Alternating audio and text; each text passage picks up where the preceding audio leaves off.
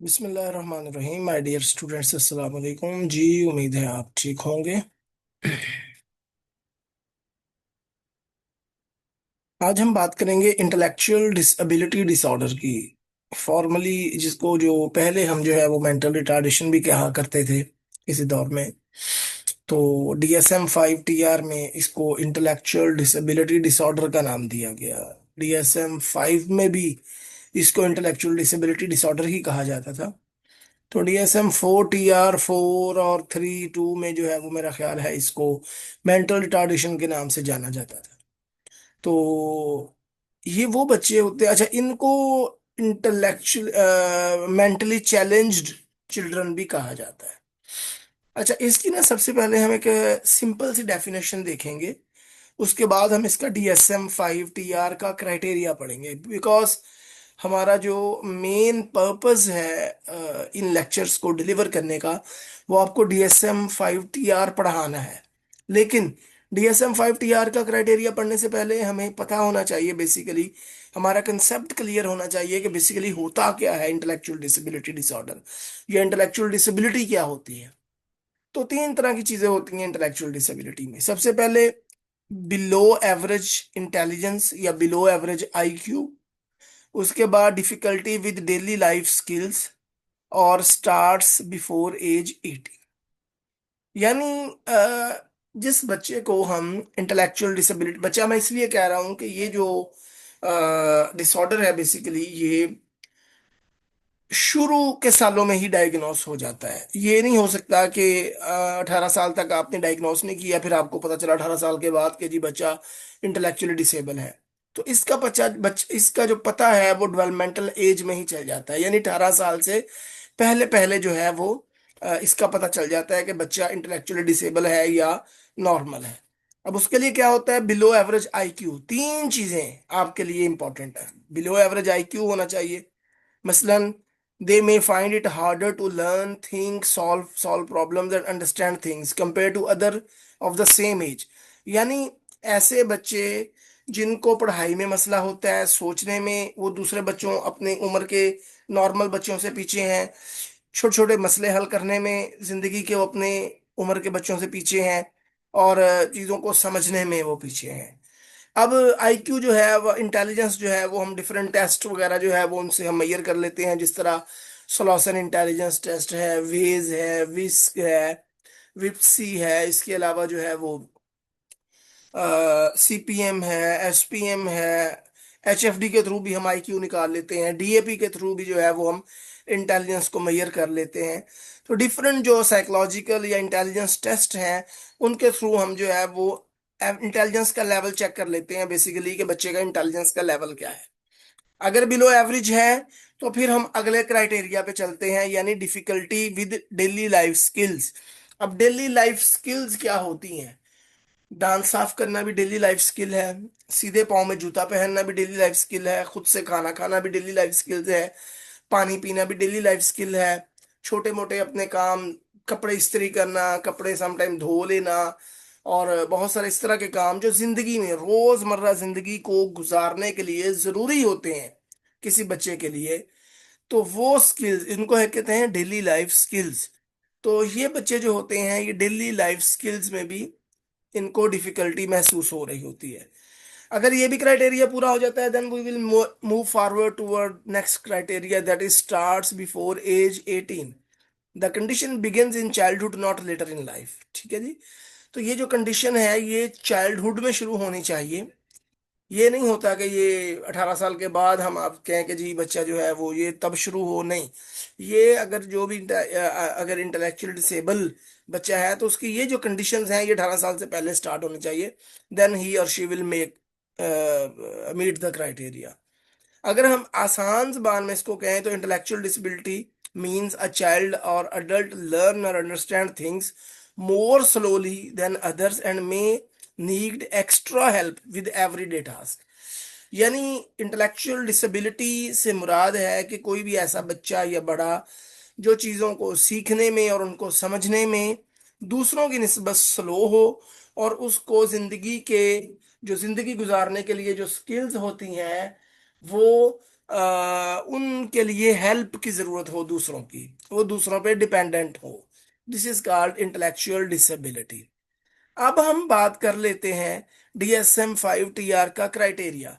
Intellectual developmental disorder या intellectual disability is a disorder with onset during the developmental period that include both in intellectual and adaptive functioning. ठीक है, यानी deficits, यानी ये जो है वो बेसिकली इसका शुरू कब होता है, ये डेवलपमेंटल पीरियड में, और इसमें क्या होता है, intellectual and adaptive functioning deficit होने चाहिए। कंसेप्चुअल सोशल प्रैक्टिकल डोमेन्स, ठीक है, यानी कि प्रैक्टिकल डोमेन्स में वो सोशल भी हो सकती हैं, कंसेप्चुअल भी हो सकती हैं, प्रैक्टिकल डोमेन भी हो सकती हैं। यानी सोशल से मुराद ये है, सोशल डोमेन से मुराद ये है दूसरों से ताल्लुक बनाना, दोस्तियां बनाना, दूसरों की बात को समझना, ये सारी सोशल डोमेन्स हैं, चीजें शेयर करना दूसरों से। प्रैक्टिकल डोमेन्स क्या होती हैं कि आपको आपको दांत साफ करने आना चाहिए, आपको कपड़े धोने आने चाहिए, आपको बर्तन साफ करने आना चाहिए, खाना बनाना आना चाहिए। These are all practical domains. तो ये जो है, अब इसमें when we talk about the DSM-5 TR criteria of intellectual developmental disorder, तो इसमें क्या होता है, the person should meet two criteria, criteria A and B. A में हमने क्या बात की, इंटेलेक्चुअल जो उसका इंटेलेक्चुअल फंक्शनिंग है उसकी, यानी उसका IQ जो है that should be the below average. And on the other hand the second criteria will be adaptive functioning deficit. Adaptive functioning deficit mean कि ही और she, I am talking about the child, कि जो बच्चा है वो अपनी सोशल, कंसेप्चुअल और practical domains में जो है वो उसके डेफिसिट हो, मसले हों उसके।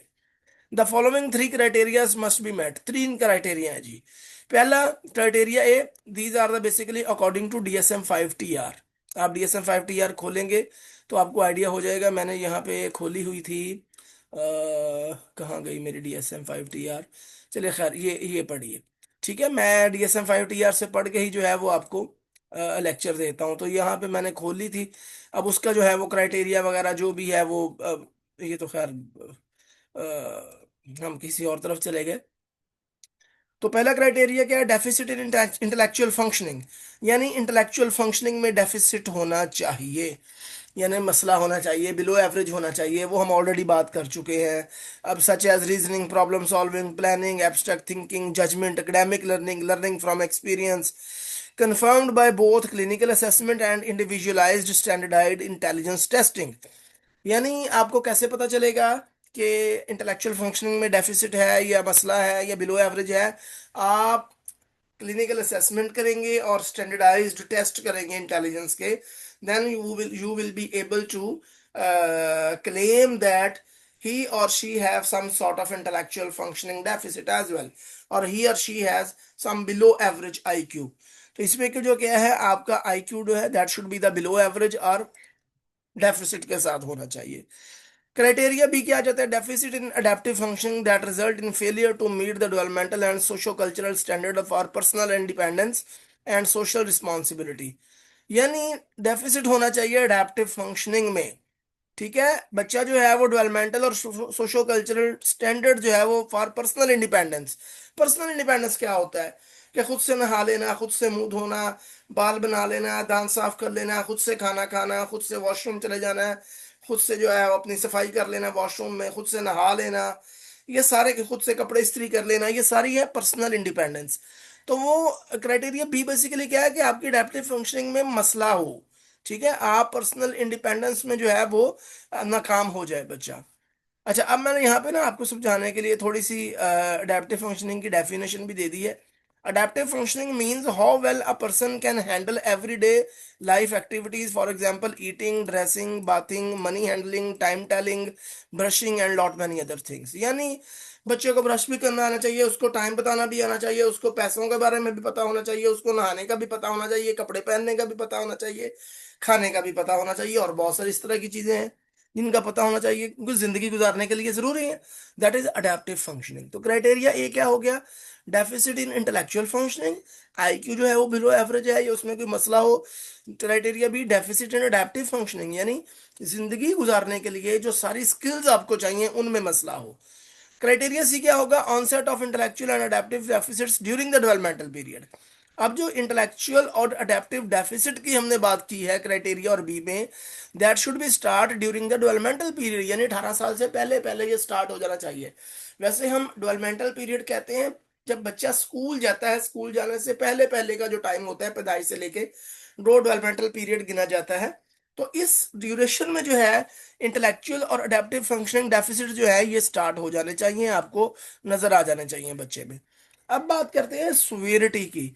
सुवेरिटी क्या होता है? बेसिकली चार सुवेरिटीज है, इसमें चार तरह की कैटेगरीज बनाई जा सकती हैं according to the functioning, IQ functioning और अडेप्टिव फंक्शनिंग की बुनियाद पर जब आप DSM-5 TR खोलेंगे तो आपको वहां पे चार कॉलम नजर आएंगे।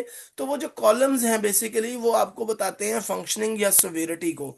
माइल्ड भी हो सकती है अगर फंक्शनिंग बेहतर है, काफी बेहतर है, ठीक है, लेकिन नॉर्मल से नीचे है तो माइल्ड है। अगर ज्यादा मसला है तो मॉडरेट है, अगर उससे ज्यादा मसला है तो सीवियर है, अगर बहुत ज्यादा मसला है आईक्यू में और अडेप्टिव फंक्शनिंग में तो प्रोफाउंड लेवल की सिवियरिटी होगी। अब आ जाते हैं role of gender in development of IDD।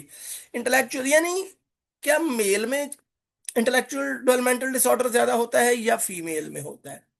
तो जनाब इंटेलेक्चुअल DSM-5 TR कहता है कि intellectual disability is more common in male than in female with a male to male female ratio of approximately 1.61 6.61, यानी 1.6 और 1 की रेशियो है। यानी अगर 10 बच्चे इंटेलेक्चुअल डेवलपमेंटल डिसऑर्डर के साथ हैं तो उनमें तकरीबन 6 से 7 बच्चे जो होंगे वो मेल होंगे और 3 से 4 बच्चे जो होंगे वो फीमेल होंगे, यानी 1.6 to 1।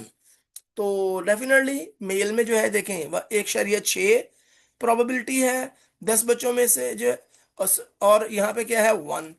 तो कहने का मकसद ये है कि मेल में जो है वो ज्यादा होता है as compare to the female. जैसे मैंने आपको एग्जांपल दी कि अगर 10 बच्चे हैं तो उनमें 6 से 7 बच्चों में लड़कों में हो सकता है और 3 से 4 लड़कियों में हो सकता है। तो that is intellectual developmental disorder और इंटेलेक्चुअल डिसेबिलिटी और मेंटल रिटार्डेशन। तो अगर इसमें से कोई चीज़ समझ नहीं आती तो यू कैन आस्क मी, इंशाल्लाह I will try to my level best कि मैं आपको जो है वो समझा सकूँ आसान जुबान में। अपना बहुत सारा ख्याल रखिएगा। मैं हमेशा आपके लिए आपकी जो कामयाबी है उसके लिए दुआ गो रहता हूँ। अस्सलाम वालेकुम रहमतुल्लाहि व बरकातहू।